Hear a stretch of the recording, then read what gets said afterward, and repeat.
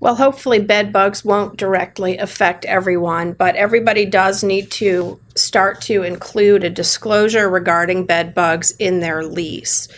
There's specific language that has to be included in the lease starting July 2017. And if you are not renewing a tenant's lease before that date, the notice has to be provided to all other existing tenants by 2018. That notice basically consists of two parts. One is basic information about bed bugs, how to identify them, and their specific language from the statute. And then the other part is your property's specific procedure for the tenant to report bed bugs to you so that they know who to call and so forth.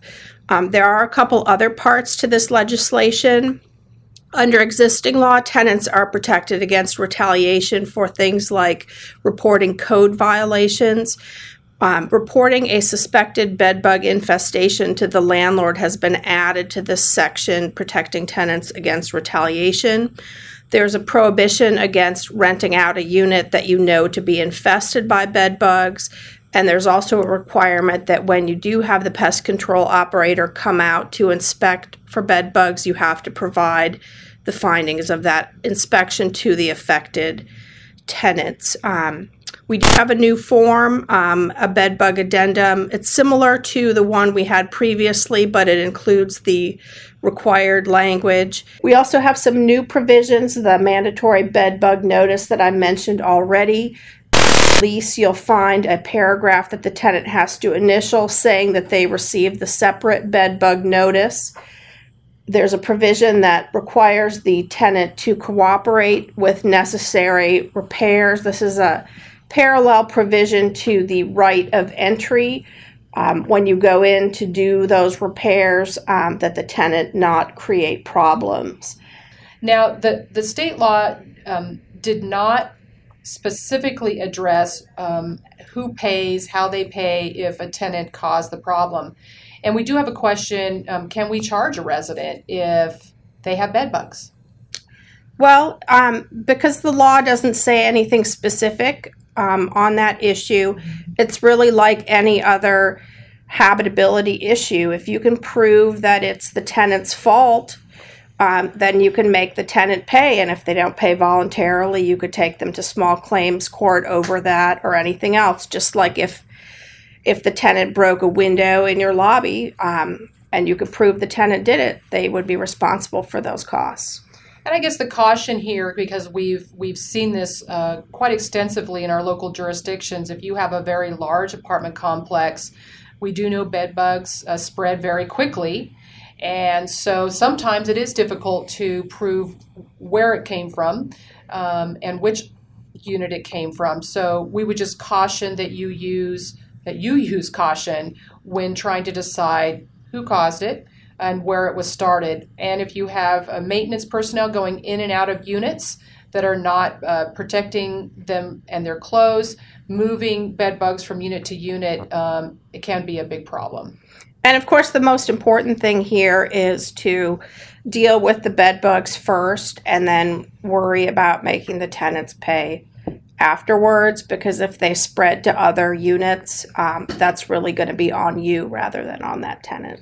Yeah, and that's what we have found with some of our local housing providers, that when they made it very clear that the tenants were responsible for the payment of the bed bug eradication because of the infestation, tenants were hesitant to notify, maybe tried to do it on their own, and the bed bugs spread rapidly and made it a very challenging effort for the rental property owner to get rid of those bed bugs. So many of those policies have changed at the local level. And that's why there's that anti-retaliation provision in the new state law. There's a very specific definition of retaliation. I think it's defined by days is one way to define it. I think it's 180 days under the current retaliation law. So if you do anything such as increase the rent, serve a notice, or do various things that could be tied back to the bed bug issue and that could be defined as retaliation, it's usually within that 180-day timeline. But it's just a presumption. So, for example, if the tenant doesn't pay their rent and you serve them a notice for non-payment of rent, it would be pretty easy to show that that's actually why you served that notice, not because they reported a bed bug infestation to you. Yeah, that's a good clarification. Heidi, here's a very specific question for you, our expert. Does the bed bug law provide that a professional exterminator supply a report to the owner regarding the probable source of the bed bugs? The bedbug law does not actually regulate the pest control industry. We did talk about putting some provisions telling them how to do their job in there. That did not end up in the legislation. We are going to be working with the Structural Pest Control Board, though, to put some bedbug education requirements into their regulations for the pest control industry, including that they follow the National Pest Management Association's guidelines. And on that same topic, Sarah asks, can you deny an applicant if it's known that they had bed bugs at their last residence? That might go to the retaliation issue.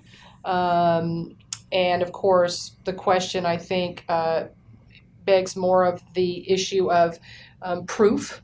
And there are requirements, I think, in our forms about the tenant signing saying they their personal property, right? That they're not moving any bed bugs in, essentially. You know, and I would question whether that would be a good policy anyway, because the people that I know that have had bed bugs in the past, they're much less likely to have bed bugs in the future than those who are not aware of the issue. So as long as the problem was addressed for that tenant and they're not bringing them onto the property, to me that doesn't really seem like a particularly good ground for disqualifying a tenant. And in our bed bug addendum, we do have some specific tenant responsibilities. So we'll go through that in February when we have our bed bug webinar, which will have lots of nice pictures. Those are fun pictures. But we'll have experts who will participate with us during that webinar. I think that will be very helpful for all of you.